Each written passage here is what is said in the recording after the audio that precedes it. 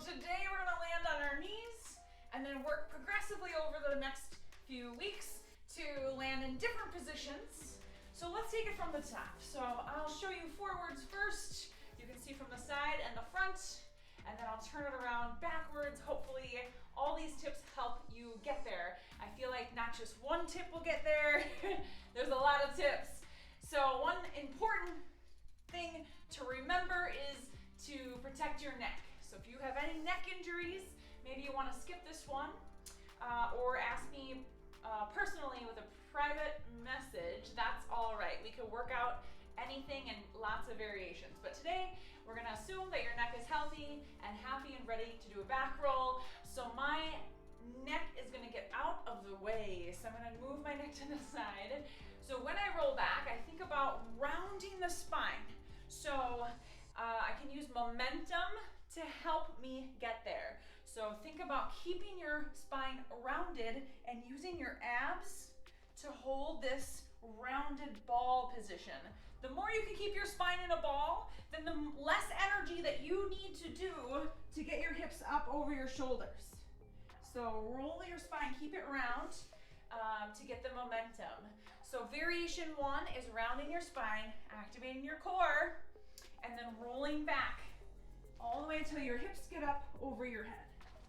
If this is a little tough, you can always use the pole for help because it is there for us to use, and sometimes it just looks a little neat as something to put your foot on. So you could roll back, you could put a foot on and a hand on to get your hips up. So now my hips are over my head, or over my shoulders rather. So they're over my shoulders, my weight is over my shoulders. So I want to think about knees together, and whatever side that my knees are gonna go to, I'm gonna open. So the opposite side, hand to the floor, open, rotate my head through that space, and roll over that shoulder. Yeah? Okay, there's a lot of tips at once. It's hard to say them all. So rolling back, so however you got with your hips over your head, you got there and you're in a tiny ball.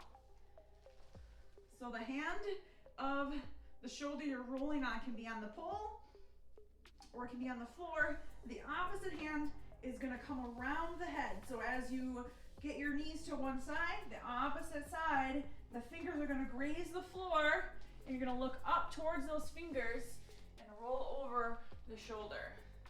So I'll do it from the back side as well so you can see what's happening. So just imagine the opposite hand of the shoulder you're rolling on is gonna sweep the floor so it can press. So if I get hips over my head here, so now this hand goes over and now I have a press hand and I can bring my gaze through that space. So I'm kind of bringing my chin up and looking towards the hand that I'm putting on the floor, threading my body through that space. So one more time, hopefully this is helpful.